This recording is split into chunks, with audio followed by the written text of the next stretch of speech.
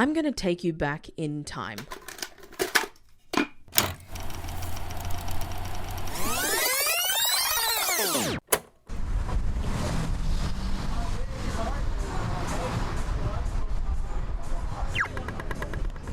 So it's the first official day of Sydney WorldPride, and I am wheeling down William Street in Woolloomooloo in Sydney.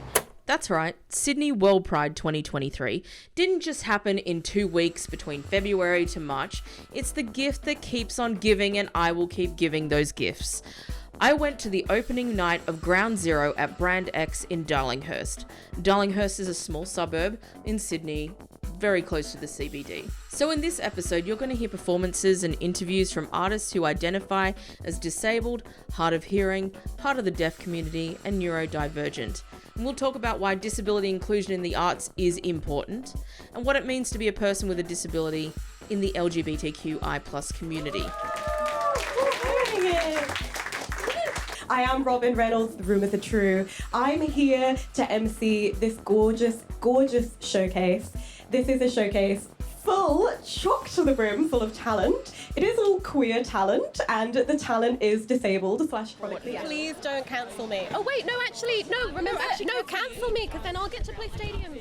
Oh yeah, great. That would be so great. Well, I'll just, I'll start the podcast like this, okay? Yeah. Is that all right? Okay, I'll intro myself. Hi, I'm Robin Reynolds. I have had half a champagne. I emceed the showcase, and then I did comedy at the end. Thank you so much. Hi everyone, my name is Sarah Carroll, also very pleased to be here. Slay. Yeah, and I did a little bit of tech sound movement piece about being queer, Pacific and disabled. I'm Artemis Munoz, my pronouns are they, them. I normally live and work on Wurundjeri land, what most of you all will know as Melbourne, and I am a theatre and cabaret artist. Tonight I shared a little something that I've been working on about the experience of being aspec and doing the online dating thing. How do you all feel about performing for Sydney WorldPride? I mean, it's a dream come true. No, it actually is. It feels really cool to be, especially performing at Sydney WorldPride. Like, it's not just Pride, baby, it's WorldPride, so I'm stoked. When I think of everything that had to lead up to me performing here, starting comedy like 4 and a bit years ago, moving to Sydney, I mean, yeah, because I'm English originally, and then deciding to be out in the comedy scene as well. Everything just leading up to this has been really gorgeous, and then being asked to MC the showcase as well as be in it, everything has just been mind-blowing, and I feel incredibly, sorry to be sincere, but I feel incredibly blessed. What I will say is one of the first moments of me creating art, of writing songs, was for like the 2014 WorldPride. Me and a friend decided we wanted to try and write an anthem for the ACE contingent, and we put it on YouTube. And since then, I've only grown so much. Like, the songs I wrote then needed some work, but they were really important to me at the time, and to come full circle and be performing here at a WorldPride event is super lovely and melts my little heart. I would say intersectionality is everything. It's so lovely for me to even be included as I said on stage. Like, it's so lovely to be included as a bi girl who has a boyfriend, and I'm open about that. And it's so nice to even have that, because I have people come up to me afterwards and be like, I'm bi and I have a boyfriend, or I have Crohn's disease. Tonight, someone was like, I have Crohn's disease and I'm bi. And I love that, because I was never looking for someone like me on stage. Like, I grew up watching white male comedians. I still loved comedy, but I never saw myself doing it until I got really drunk out in Sydney at an open mic, and then I accidentally did comedy. And ever since then, the idea that someone in the audience is watching me do it and thinking, oh my God, either I can do that too, or I relate to everything she's saying, that is intersectionality. Like, that is, I am also this, I am this person as well. That kind of representation is so key. We are all disabled, we are all queer, we are all chronically ill in some way. So really, whatever you feel like we're putting out there, I promise you, this is how we want you to see us. If we say something that you think maybe they want us to laugh at this, we probably do, please laugh. If it's like melancholy and it's beautiful and you're going on that journey, come on that journey with us.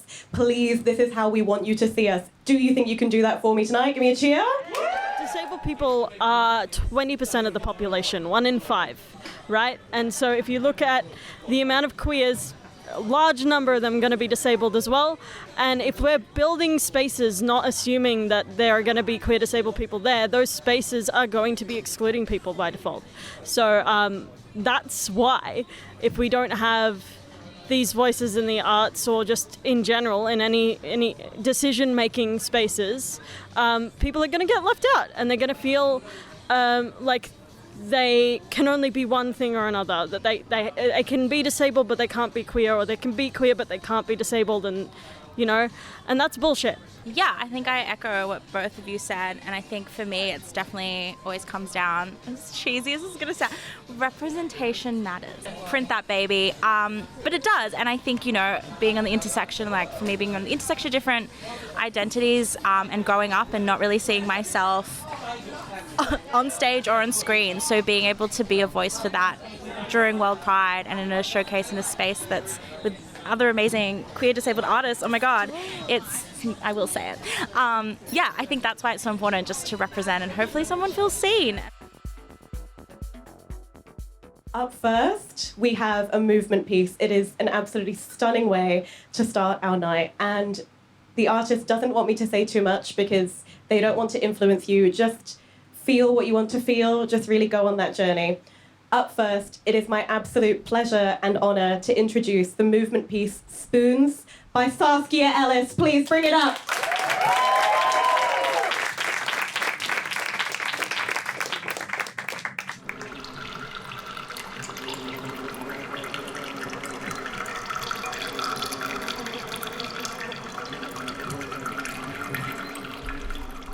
This performance piece is called Spoons by Saskia Ellis, music composed by Witchings. Saskia is a queer, neurodiverse freelance artist, choreographer, and facilitator of dance education and movement accessibility. Everyone interprets art differently. For me, this performance is dark. It's moody, it's emotional, it's light. Saskia is a graduate of Sydney Dance Company's pre-professional year. Their themes include vulnerability, queerness, womanness, and openness.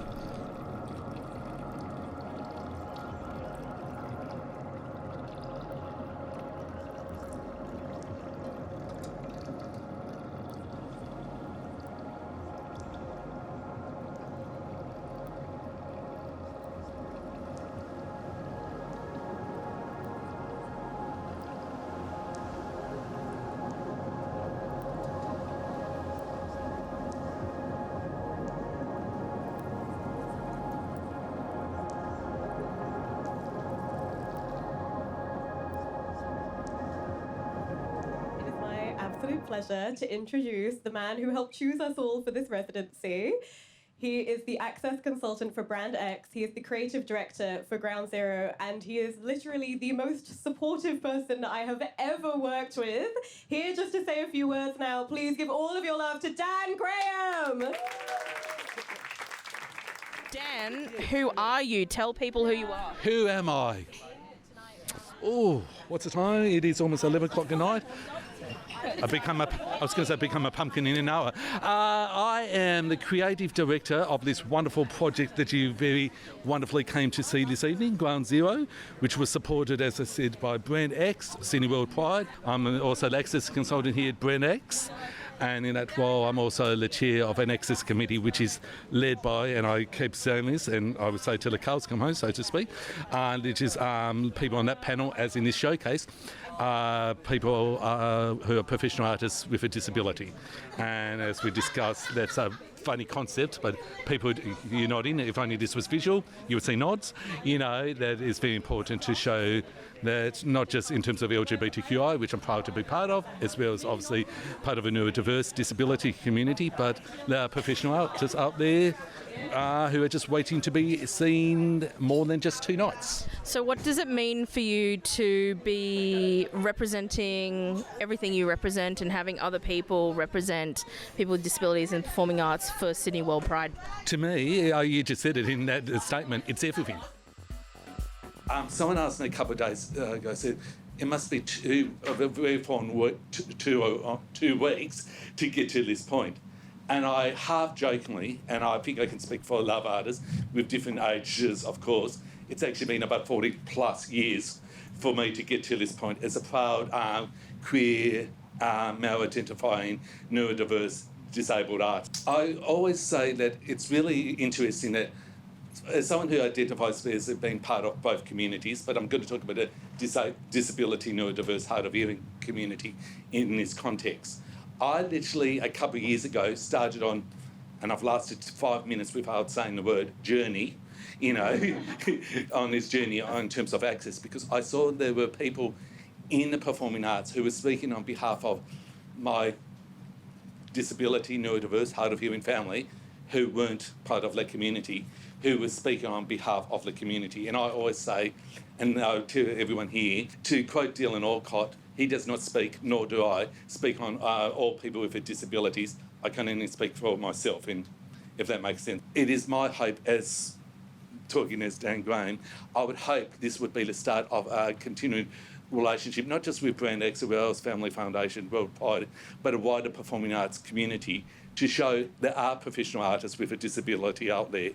And we are out there, if you know. So I think if we can remember that, because quite often I've been talking to my fellow New Ground Zero family, and we've made a comment is, what do we want to do? We just want to create art. We are all artists. It's, I was going to say it's not brain surgery, but you know what I mean. It's literally just what we want to do. We want to show what we can do to not just the community, but the arts community as a whole, which is a very good segue that I always find it very interesting that basically in this whole talk about diversity, and I hate to be political, but I have to on this, we still see disability as that other.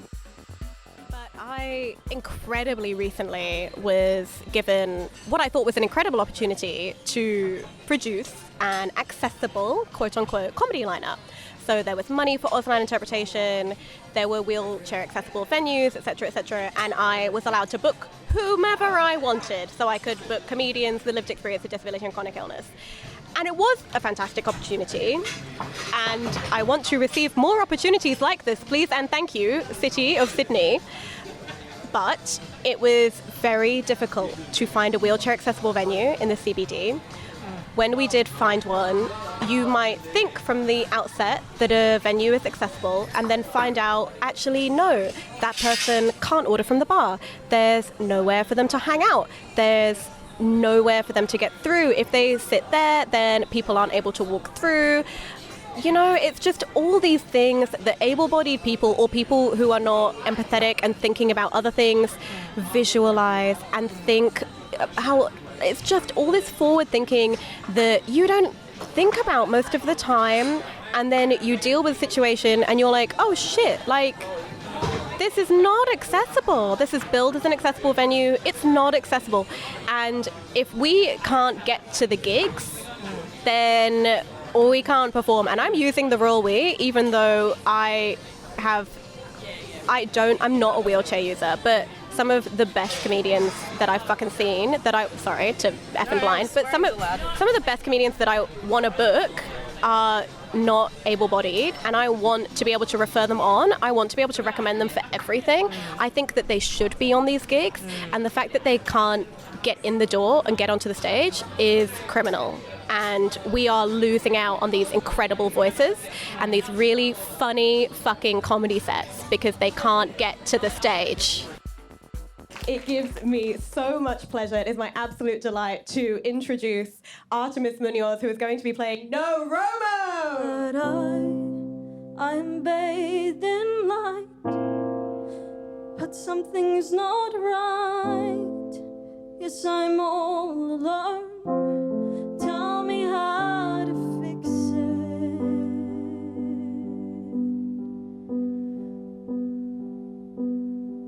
Well, if you won't tell me how to fix it, I'm gonna have to work it out myself. So, Thank you so much. You're all exceptionally useful. Yes, do applaud yourselves. You're doing such a great job.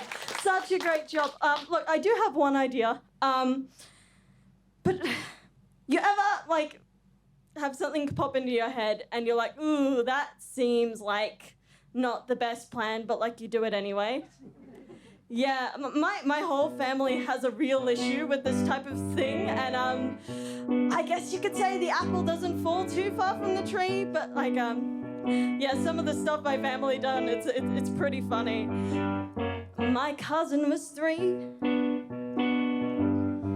when we worked out that he had a nut allergy. His parents kept him safe, but then he was 24 and he kind of felt in the mood to explore, so he tried one. Then he died. I'm totally kidding. He didn't die, but he wasn't alright.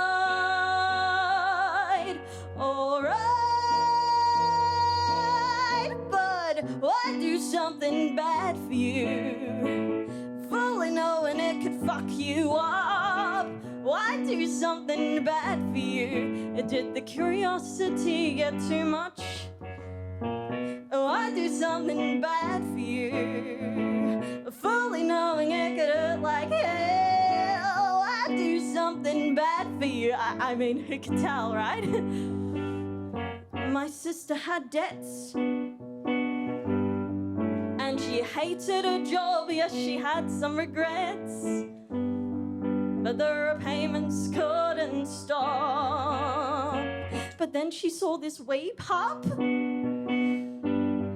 with such a cute little face, she had to eat him all up, so she bought him, and then she swore. What did she need another expense for? Oh God, but why do something bad for you, fully knowing it could fuck you up? Why do something bad for you? Did the curiosity get too much? Why do something bad for you, fully knowing it hurt like hell? Why do something bad for you? I mean, who could tell, right? So yeah, I downloaded Hinge, which is like probably a bad idea for like most people, but maybe especially for me, given that I'm ace. In case you don't know what that means, it's short for aromantic asexual. And in case you don't know what that means, I basically don't experience sexual attraction to like anyone, like or romantic attraction even. Yeah, and I know what you're thinking, like, I can see those smirks there in the front row, like, you can put them away, because I know you're thinking, like, what makes me different from my family, but, like, this doesn't compare to the things my family have done, and, like, honestly, if you were to make that argument, I would have to say, who says it's bad for me? Who says it has to fuck me up? Who says it's bad for me? It's more than curiosity, I have needs that I shouldn't bottle up. Who says it's bad for me? Who says it has to hurt like hell? Who says it's bad for me? I actually think, and this might Accessibility, people talk about like aiming for this perfect, like this is a accessible show, we've done it, we've ticked all the boxes, but the thing people need to realize is disability is not a monolith, and even in the most accessible examples of the arts that we have, there's still a lot of work that can be done, ways that we can step things up, revolutionize the way we talk about art. How is it accessible for artists? How is it accessible for audiences? How do we bridge that divide between artist and audience? And also, like, disability arts is its own world. It's like very much treated like a sort of segregated subcategory of the art. The segregation is silly. It's good to have community of 100%, but mainstream arts catch the fuck up. And it was a difficult conversation. But as a result, we took touch out of our relationship. And we still do have a relationship. Like, not everything has to end in tragedy. But tragically, my time with you is ending. I know. It's so sad. But I do want to quickly share what happened afterwards. I deleted the apps. Yeah, thank you. But I was still getting something from them that I needed to get from somewhere else. I worked it out. I decided it this morning. I've been ignoring myself, and connection's not a great excuse. It's not as if nobody warned me, but no one taught me the different things that I could do if I wanted to meet someone new. Till I left you for my gaming group. I left you for my local board gaming group. I left you for my gaming group. I left you for my local board gaming group. There's a place around the corner, and once a week they host a board game night, and I've never been surer. Yeah, I was lonely, but those apps weren't serving me right. What I needed was to roll some dice. So I left you for my gaming group. I left you for my local board gaming group. I left you for my gaming group. I left you for my local board gaming group. It's time to delete those apps and replace them with my favorite activity.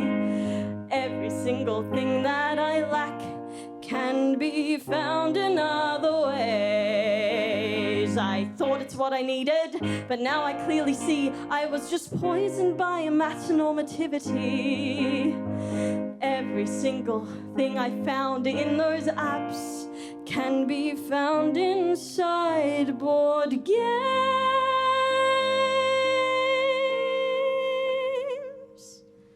If I needed someone to lie to me, we could play Werewolf or Coup. If I wanted to watch everything fall to the ground, Jenga is there too. If I wanted to feel like part of a team, there's Pandemic or Hanabi or Betrayal at House on the Hill before the betrayal part happens. If I wanted to push my luck, there's a whole genre of game called Push Your Luck, Push Your Luck, Push Your Luck. Woo! If I wanted to build something beautiful, we could play Sagrada Rasul. If I wanted to hide something, we could play Sniper Elite or Letters from Whitechapel. If I wanted to feel someone's body crush my body, we could play Twister and wait till we all fall over. If I wanted to find a new family, we could play board games. We could play board games. After me, we could play board games. Your turn. We can play board games. My turn. We could play board games. Your turn. We can play board games. Just me. We could play board games. Thank you so much. I was just mentioning that every single performance that was put on tonight was like about everyday things and drip feeding their own disability. That's when I came over and heard you, because that was, if I can put my political spin on it, that's what was very important in me selecting the artists, because we had so many artists apply, and as I said, hint, hint, hint, we would love to take this further. I always make a statement, and I've done this for as long as I can remember. Guess what? Because when people are, inverted commas, sorry for me, which I'm sure we've all experienced, that lovely attitude, you know, and the statement is, guess what? I was born with it. I'm living with it. Guess what? I'm going to die with it. And so, that's depressing. No, it's a statement, you know, and I think it's how you, from anyone, from any diverse community, responds to that. And dare I say that literally I would like to think, and obviously, and I think this is what was so important about tonight, that is to show that people with disabilities are not just a disability. And I'm not saying obviously all people with disabilities are part of the LGBTQ community, I'm not saying that at all, but there are many different levels and faces, pictures, whatever, I'm trying to think of a better word late at night, you know, to an individual. It's an absolute pleasure. So this is an anecdotal storytelling piece. It is an excerpt from his longer show, New Balance. I want you to start bringing the applause up from the back of the room. Start bringing it up. Go absolutely crazy for Christopher Bryant!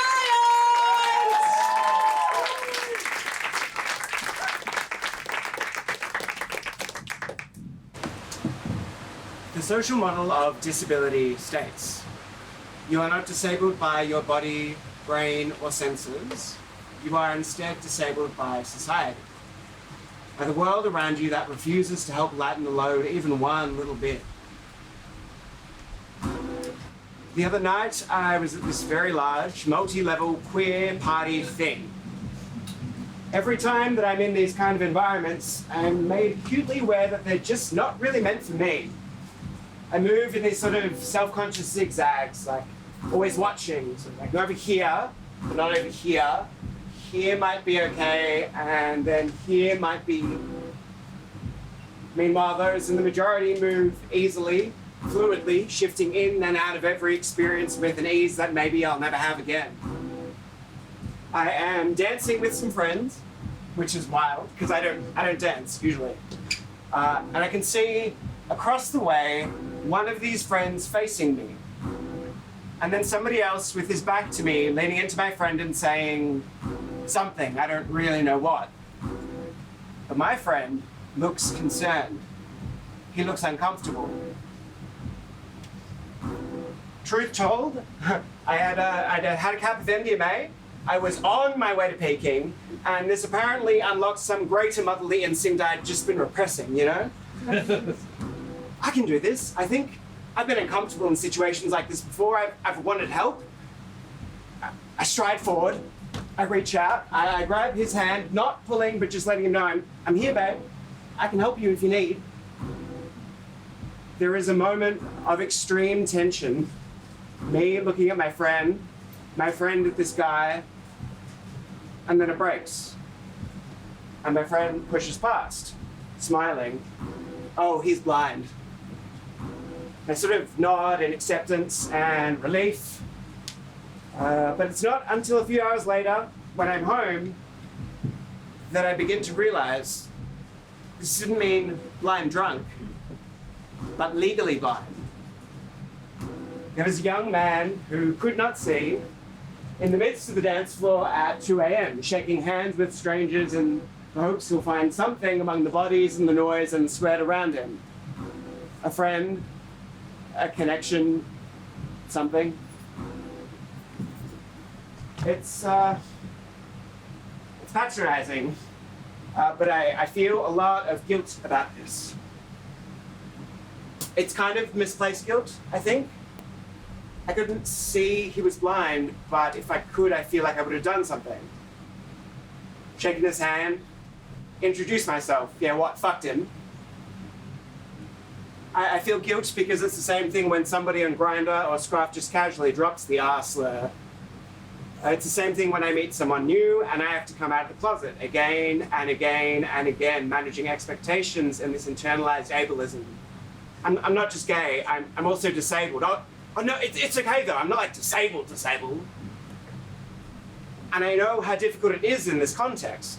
Like I know the downside to the so-called community, this queer, not gay, muscle dude bros in dresses and body positivity reserved just for Lizzo community.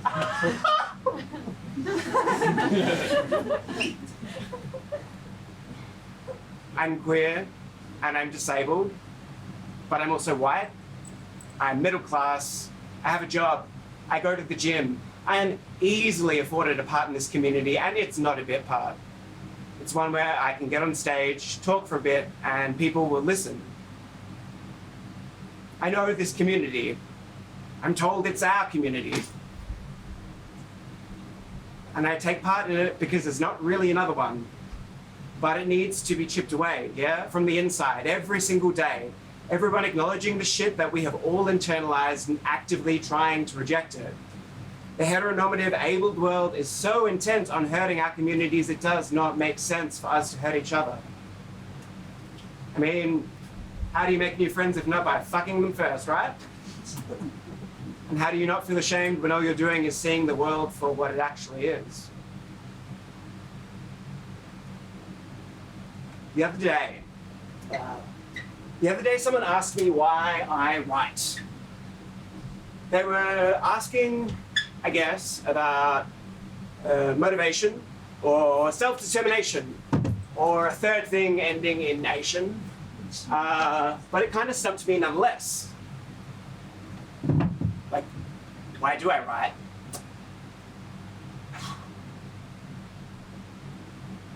I write because I kind of can't not.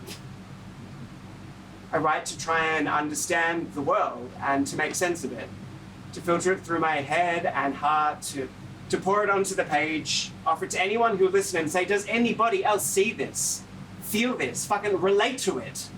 Does this make anyone else feel so right and so wrong, so queer and fan-fucking-tastic, or am I alone? Writing is queerness, and queerness is writing. And fucking, and shouting, and laughing, and eating, and vomiting, trauma, shirking responsibilities, and it's rolling your eyes when your mum says, what a little lady killer your 5-year-old cousin is. And it's losing your virginity at 17 because you signed up for a website for gay men to meet in secret, and you wanted to beat your brother who lost his virginity at 18. It's hiding behind the football field on sports day because running is actually beneath you. It's the look of knowing that you've got with another faggot when you serve them at the store. It's sitting down to piss. It's being 18 and hoping that you pass a straight. And then it's being 28 and fucking hoping that nobody thinks you are straight. It's being fucking angry about kids locked offshores in cages and bushfires and governmental mismanagement and pandemics. It's fighting, it is always fighting, it is never giving up because there is so much to be angry about and fuck me dead, anger gets shit done. Anger is solidarity and our 4 faggots did not die. Us to get complacent or married, for fuck's sake.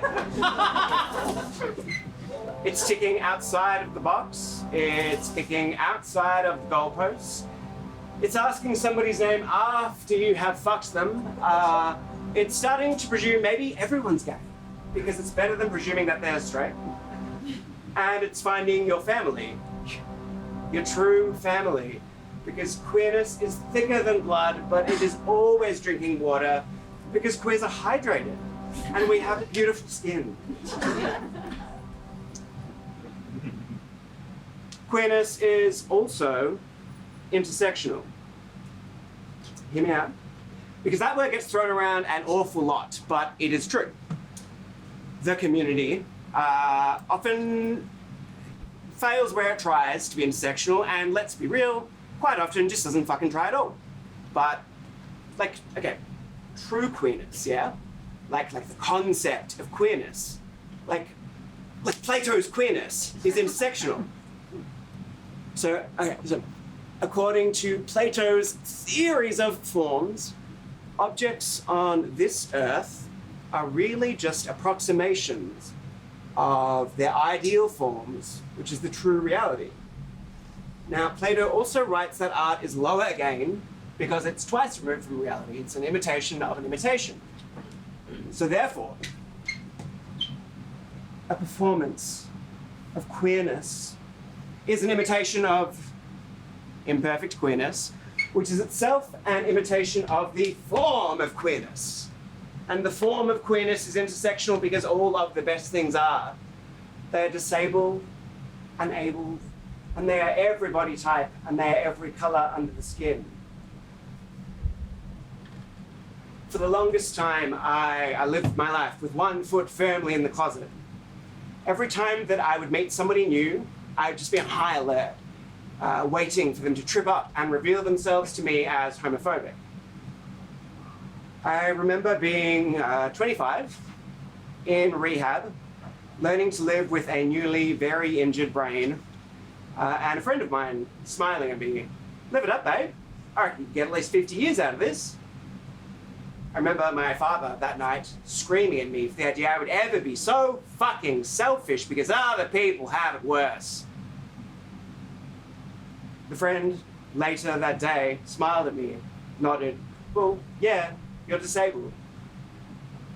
I remember I felt intense shame when he said this to me.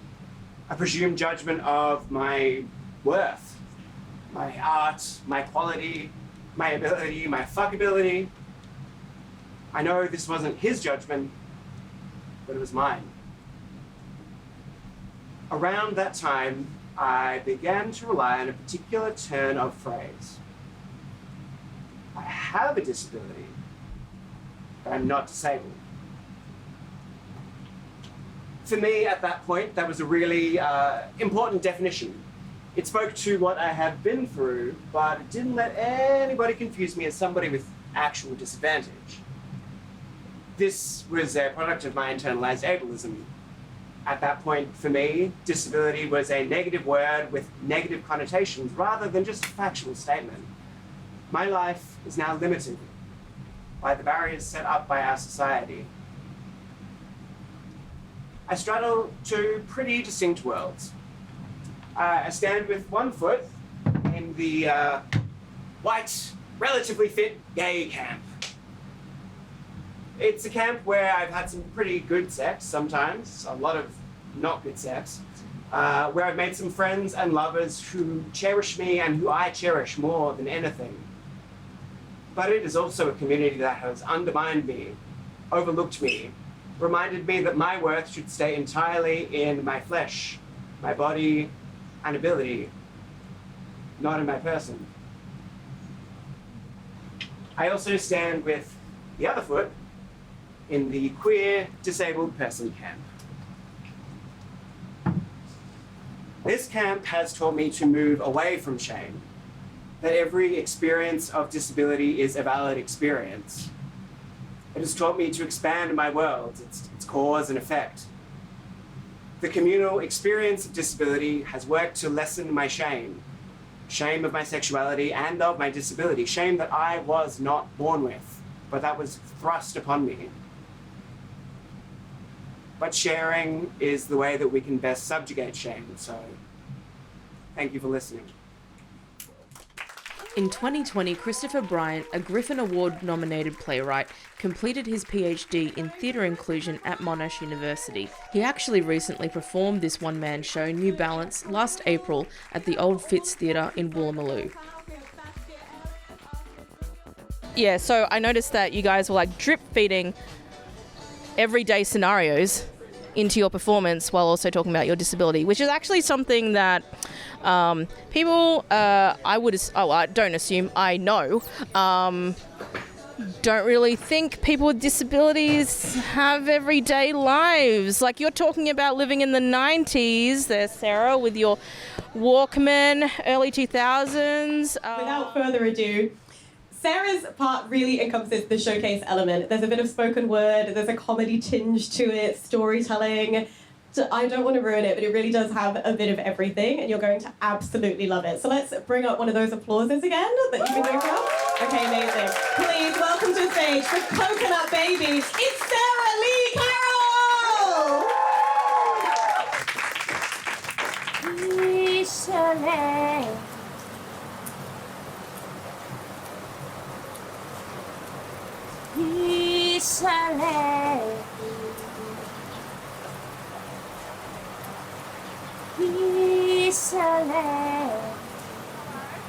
Hi. You can say hi back. Hi. Oh wow, that was brought the love. Hi everyone, my name is Sarah. I'm what they call Afrikazi in the Samoan language, and that basically means that I'm mixed race. Woo! I am half Ratuman, don't worry. I feel like there are a lot of white people in here, so I'm gonna have to explain it and get educational. Ratuma is an independent colony of Fiji. It has its own culture and traditions. You can walk around the island in one day, it's pretty cool. And that's on my mum's side, so it does make me Polynesian. And then my dad's just white. So we don't need any explanation about that. Whatever. And because I have the complexion of Snow White, I'm aware, people often put an identity on me and don't guess that I'm Pacifica at all. But I did grow up between Australia and Fiji, and I want to share something. She's going to do a little bit of text. That's what's going to happen. So I wrote this a few years after my grandpa passed away. So I'm just going to read it. My earliest memory was every Christmas being filled with anticipation and excitement for the family trip to Fiji. I can still imagine my grandpa sitting down in the waiting area with his hands crossed in his lap, often napping, but like a sixth sense, he knew it was us coming through arrivals. He would jump up at the bounce in his step and give me a warm hug. I took lots of trips to Fiji. It became my second home. Although it feels more distant as the years go on and I grow older, mourning my grandpa who always called me his fairy princess. He gave me a sense of protection in my life and guidance that I was doing the right thing, being who I am. He was always there for me when my mum would scold me for eating too many pineapple tarts, and then he would sneak me another one. But there is one vivid memory that often haunts me in my sleep. I would wake up at 7 a.m. every morning and meet my grandpa in the garden. He would walk through the gate with his stubby legs, puffing from his morning walk. My grandpa then begins to climb the coconut tree. I would watch in amazement, feeling the spiky grass on my feet and the warm touch of the sun on my then soft olive-toned skin. I suddenly feel a sense of panic, like someone had a truck on my chest and I was unable to move. It was a feeling that even at 8 years old, I would lose him and I couldn't protect him. My grandpa husked the coconut in a strong motion, beads of sweat running down his face. The sound of husking sounds like power drills and seems so much bigger than me. The sounds get louder and louder and I close my eyes and try to distract myself. It sounds like the whole world is moving so much quicker than me. And I can't move until the coconut finds its breaking point. The inside looks like clouds, the kind that I see in my dreams. My grandpa offers me a piece with a proud smile. And then there's my grandma. So my grandma holds the very traditional Pacific ideologies that I struggle with in the Pacifica culture. I grew up, and this would be my grandma, quote for quote, she'd go, "Mapinga, you look a little round on the face. Oh, I could almost fit into your clothes. Oh, are you going to wear that? You need to wear something longer for church. Otherwise the men will look at you.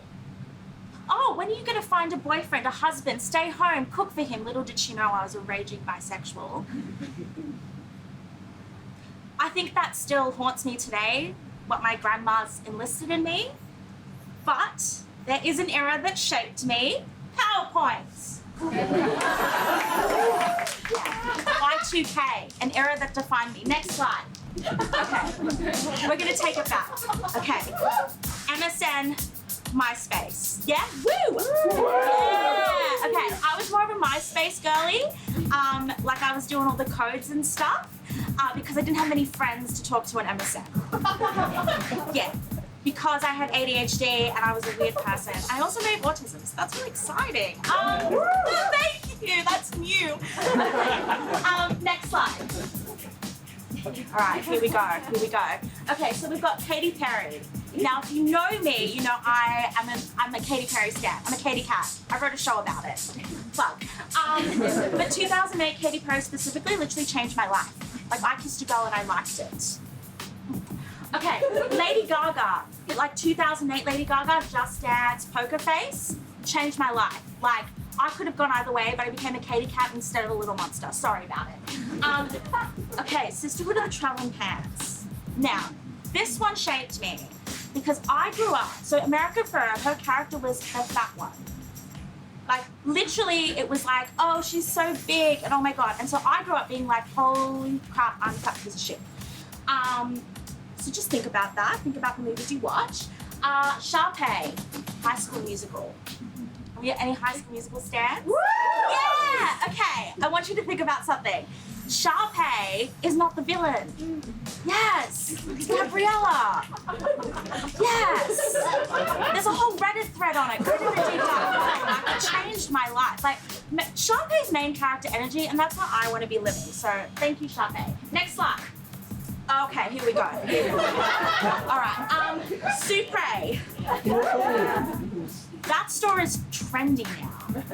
Now, back in my day, it wasn't. Like, it was like you were wearing the long sleeve shirts with the purple pinafore dress, and that was hot. That was like cool. Now it's not. Also, the pink bags. My God, if you didn't have one, fuck off. Get out. You're not cool. I had 10, took them to PE. It made me feel like I was one of the mean girls. DVDs. Blockbuster. Video Easy. Is that, yeah, some people are nodding. Yeah, is it taking you back? I didn't have Netflix when I was growing up. Like, I literally would go to Blockbuster and I would pay $1 for a weekly. I'd get $7. That's a bargain. iPod Shuffle. Now, that was my first one. My parents wouldn't let me get the one with the screen press. I had to save up for that. But can I just say, the other day, Gen Z thought it was a hair clip. Actually, kind of revolutionary, but that made me feel really old. A Walkman. Okay, who remembers those? Yeah! Oh my God, you'd put a fucking CD in it, and then you'd like listen to it. But they're now called vintage like headphones because now everyone has AirPods. I had Hilary Duff, Lizzie McGuire soundtrack. This is what dreams are made of now. Yeah. What else do we have? Hannah Montana. That was a cultural reset. Yeah. Then you'd buy drinks with that shit on it, and that's how I get my parents to buy them. So I'd be like, oh my God, that Hannah Montana's on it. Next slide. Okay. Here we go. The Princess Diaries. Oof. That movie quite literally made me want to become an actress. I watched every single Anne Hathaway film that there was, even Havoc. And if you've seen that one, I probably shouldn't be watching that film at 13, but leave me alone. Later learned out in life, that's called ADHD hyperfocus. Yeah. Twilight. Too many Twilight stands? Yeah! It's okay, you can be proud about it, I am. Don't let the world tell you otherwise. I was Team Edward and Bella. I didn't know what that meant at the time. I do now. It means I was a raging bisexual. Yeah. But no, I am seriously proud to be standing here, to be queer, Pacifica, and disabled. Woo! Yes! Especially, during Sydney WorldPride. That's pretty cool. And I guess the show, when I was creating it, I wanted to create something about being on the intersection of many different identities. And I was like, how do you put that in 15 minutes? So then it kind of became more on the nose, just being like, I'm here, this is who I am, take it or leave it, I'm proud of who I am and all my excellence. Because usually I kind of put it in more subtext in my work, so people are like, ooh, wow, thinking. But I was like, fuck it. I'm like sick of masking, and I just want to be like, this is who I am, okay? So thank you! Oh, I'm just gonna have a little celebration now. We're gonna do a little dancey dance. We can cue the music. Okay, I wanted to do a sexier song, but I couldn't get the rights to Afro, so you're just gonna have to live with this. Yeah. I actually can't keep playing that song because I don't have the royalty rights. But if you have not picked up on it, that is definitely Wheatus with Teenage Dirtbag. You know that video clip that was like in American Pie and had that woman in it? She's saying something about Iron Maiden. It was very iconic. You're just talking about everyday things that we all experience. I'm gonna go a fucking step further. I feel like people don't even think about people with disability. Like, I don't think that they think about inner lives or inner monologues. I feel like if you don't see it and you don't interact with it in your life, you don't think about it. 'Cause I grew up, my little sister is disabled, and I grew up being a disability carer, and I didn't get diagnosed with Crohn's until I was about 24, I think, but I had been ill for years and years, and it was so hard to get a diagnosis. But I grew up being the one able-bodied kid doing chaperones to a cinema. And I know we were just talking about accessibility, but like, yeah, even places that, yeah, they have a lift, like I had to shepherd people up and down. We were never all together as a group. It was so difficult. I'd take us all out bowling, and even that would be its whole thing. So even places that they perceive themselves as being very accessible, and they'll advertise themselves as, oh yeah, we're accessible. I'll ring up and be like, yeah, we can take a big group. And you know what? When you get down to it, the mechanics of it, no, you can't. But I grew up seeing that and interacting with it. And people who don't do that, they have no idea. They don't think about it. It doesn't affect their daily life. And then suddenly, like, someone you know will get into like an accident, or they'll have an operation, and maybe they'll have to have a moon boot, and they'll come to me and they'll be like, Robin, did you know, like, I can't bloody get to this gig now because of this? And I'm like, yeah, yes, I do know. Yeah, there were friends in the UK that when I moved to Sydney, I was like, I wouldn't be able to take so-and-so here. And it really is, if you're not in it, you don't think about it. But I can tell you, it's real, it's there, it's so difficult. And I don't even think it's a case of, oh, people think people with disability like don't have these same, they're not even thinking about us. They're not even thinking about it. Can I say something kind of dark? No. Well, it's like I think most people in this world will become disabled at some fucking point, and I think that the existence of disabled people around them reminds them of that, and it's threatening, and that's why people don't wear masks to gigs, because we'd rather pretend that COVID doesn't exist than accept the fact that we're in a mass disabling event, you know, and things like that. It's just easier for them to forget that we exist, we're a part of society, we're a large part of society, and it's tragic. It's absolutely tragic, and that's probably what I would say the arts has the most thing to do in this space, is remind people that we are here. We are here.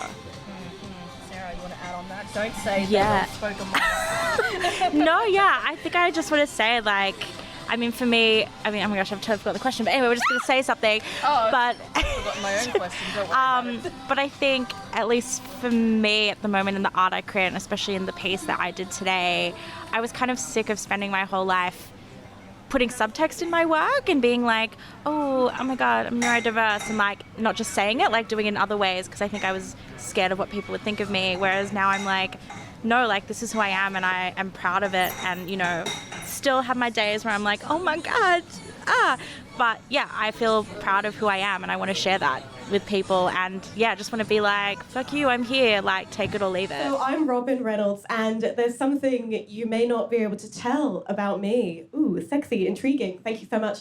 I've actually got one of those hidden disabilities. Ooh, this sounds like it's going to be really funny. Thank you, yes. So I've actually got Crohn's disease. Wow.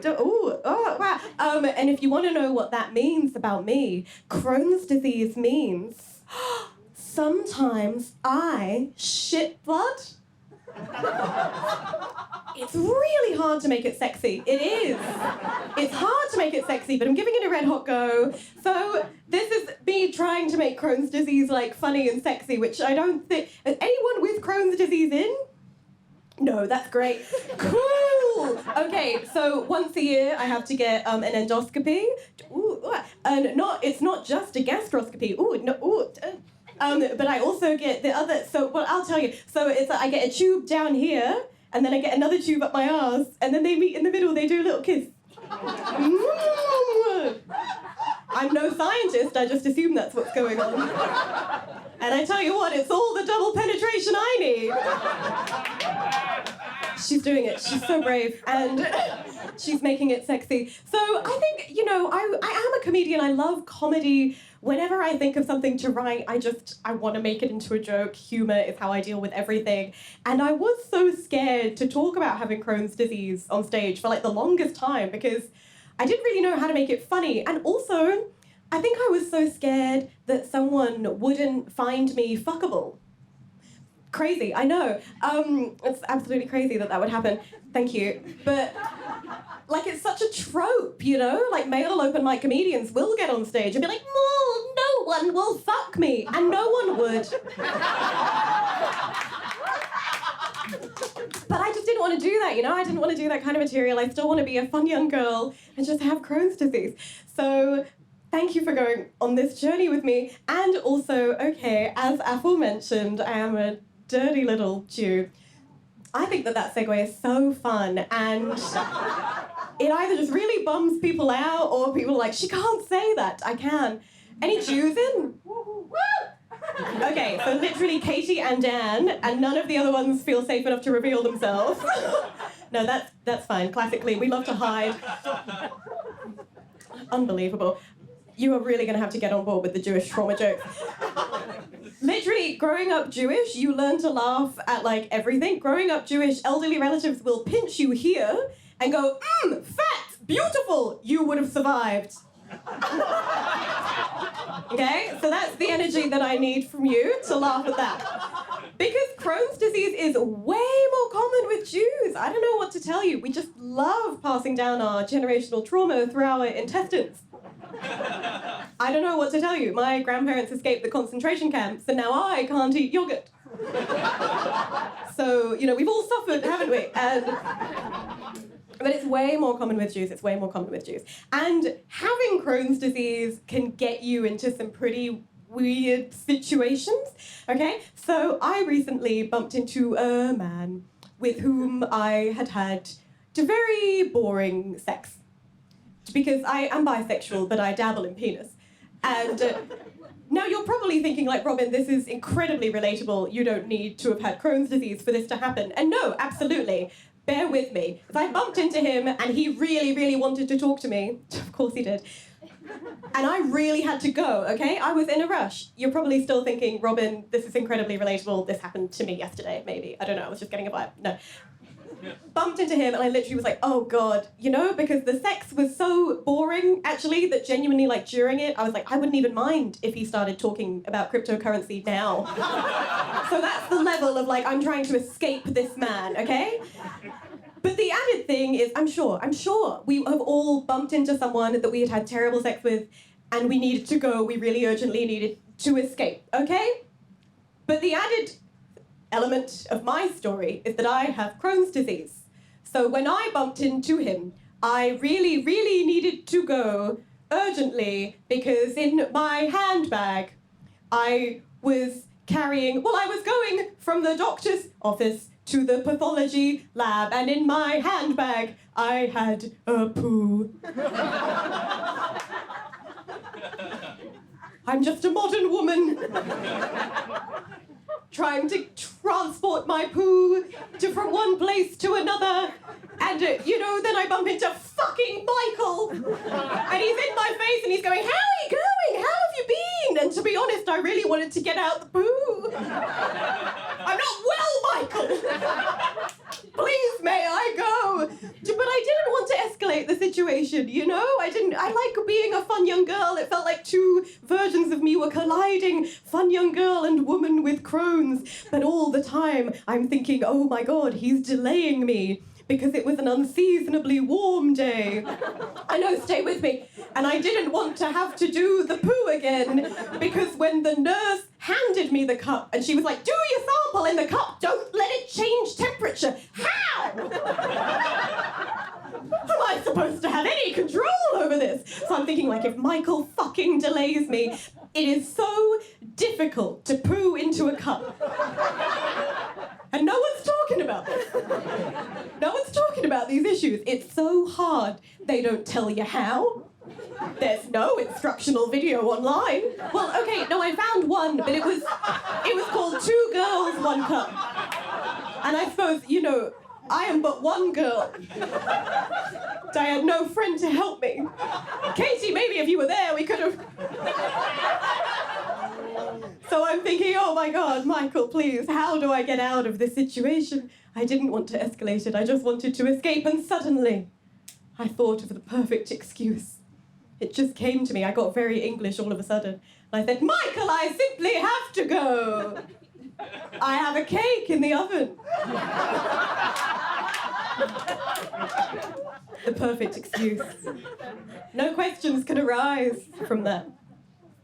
And I just felt the weight of all of that Jewish generational trauma. And I was like, Jews just know how to escape. We get it. The answer just comes to us. Now, I did mention up top, and this is Sydney WorldPride, so let's talk about it. I am bi, little bi baby, and I have a couple of types. Let's just see whether these resonate with the crowd. I've got types. We've all got types. I like tall, skinny men with cheekbones. Oh! I love them. They've done nothing, truly, yet to me, I'm like, they've achieved so much. They got up there and they grew those cheekbones, and I think the world of them. And I like women who are older than me and scary. Is that a vibe? It's a goddamn vibe. I just think mummy issues should be as sexy as daddy issues. If you work in an office, there'll be several of these ladies for you to not be able to talk to properly. That's what happens when you fancy someone, isn't it? Overwhelming amount of sexual confidence from this side of the room. Well, that's what happens when I fancy someone. I can't talk to them, okay? And there's this lady at work. I'll just use her name and I'll bleep it out of the recording. Her name is and she has no idea what she's doing to me because you can't see my erection. It's a sexy secret I guard for myself. And so she comes over to me on Friday. The ghoul! She comes up to me and she goes, Robin, what have you got planned for your weekend? And I said,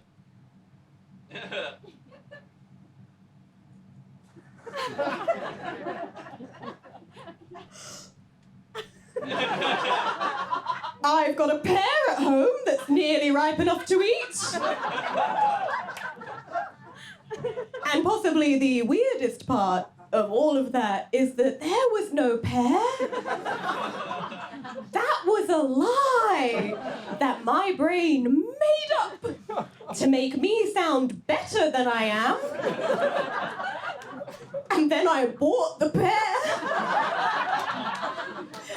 I have just found out, and I'm so pleased to be able to share with you, I have just found out that I am eligible to receive a little plastic card from the government. It's just a little plastic card. And it says in big letters, I can't wait to go to the toilet. I'm supposed to show this card to businesses who wouldn't normally let you use the loo. I'm also supposed to use the card to cut in line. 'Tis an invisible disability. If I cut in front of you while you're queuing for the loo with a little plastic card that says, I can't wait to go to the toilet, I seem excited. I seem excited to get in there. And oftentimes, okay, let's be real, not to stereotype, I am a girly. I love the girlies. Oftentimes, there's only one disabled loo at comedy venues. It's often taken by girlies. Groups of girlies. Now, just imagine me sliding my card underneath the door there. So, hello, ladies. It's me, the toilet police. I need to do a little poo. And I said this to a friend of mine. I said, oh, the disabled loo is always taken by groups of girls. I think they're doing their makeup. And he looked at me and he said, they're doing coke. Which, just imagine me sliding my card underneath the door. Ladies, no, give it back. That's not what the card is for. Let's just say, but every day, whatever every day means, you know, this showed the audience, and we had a very responsive audience, and I'm sure we will tomorrow night as well, but to show that basically, I know this sounds funny, and I should have said this at the beginning, the reason why I went into performance in the first place, and this was only acting classes as a 10-year-old, so a million years ago, was I didn't have a voice. And it's very funny, you interviewing me today, and I'm not going to say who or where. I had someone who is actually studying performance at the moment, who's about to graduate, and I heard about Ground Zero, heard about the work that I do, and because you can mention it if you like, I've been awarded a Churchill Fellowship on Accessibility for Professionals. We should mention that. Good segue, what I say. Only lasted half an hour, we were saying it. Usually it's the first 5 minutes.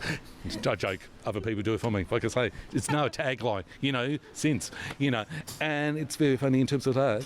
And this person contacted me and said, Dan, you don't know who I am. I'm such and such, from such and such. Can we have a talk to get your input to discuss how I can actually be more open or get the support I need? I'm not saying it's up to me as an individual, because I would argue the whole idea of a society, society model of disability, etc. But that was a very eye-opening moment, that a lot of the issues that I've addressed X amount of years ago are still happening literally today. Go out there, find disabled voices, follow them, listen, amplify, share.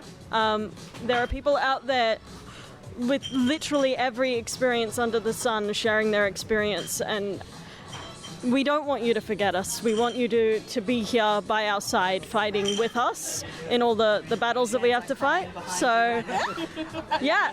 Well, I do want to give a massive shout out to Brand X and Ground Zero and Sydney WorldPride, because if they hadn't put on this showcase, of which there is 2 nights, I wouldn't be talking to you right now about all of these issues. My voice wouldn't be platformed alongside these 2 other incredible artists who I have had the absolute pleasure of meeting and working with and seeing work and perform.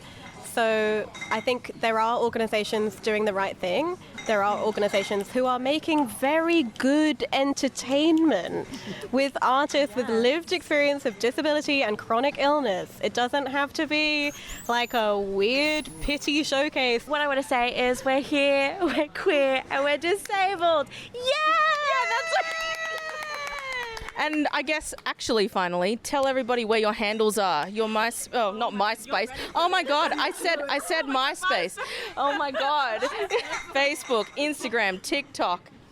Your live journal from 2001. I don't know. So guys, my MySpace is actually no, it probably was something like XX Sarah X0X. Yeah, just Angel Slay. Yeah.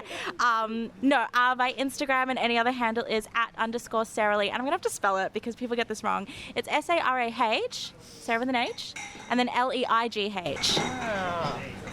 Like Rachel Lee Cook. Yes. And you know what? Sarah is all that. Mine are all Robin Reynolds comedy. It's Robin with a Y. And if you had trouble finding Sarah, I'm following her so you can look in my followers. And I'm also following Artemis. So it's Robin Reynolds comedy. And you can find all of these other babes from my socials. I'm Artemis Munoz, ARTEMISMUNOZ, on all of the things except for Facebook, in which I'm Munoz Artemis for some fucking reason. I don't follow me on Facebook, it's boring, but do follow me on YouTube and Instagram and Patreon. I've got a fucking Patreon. Give me money. Give me money. Yeah. Holy moly. This episode has been written, produced, and edited by me, Susan Wood. The artists you heard from tonight in alphabetical order are Artemis Munoz, Christopher Bryant, Robin Reynolds, Sarah Carroll, and Saskia Ellis. Theatre director, Dan Graham. If you want more information about Brand X, check our show notes in this episode. If you want to hear more from the voices of Sydney WorldPride 2023, check out episode 24. And if you so happen to like this episode and other episodes, please feel free to rate us a 5-star review on Apple or Spotify. And do you know what's even better than rating us a 5-star review? Tell somebody about it. Actually, no, both are pretty important. In this day and age, you really have to market hard, don't you? Yeah.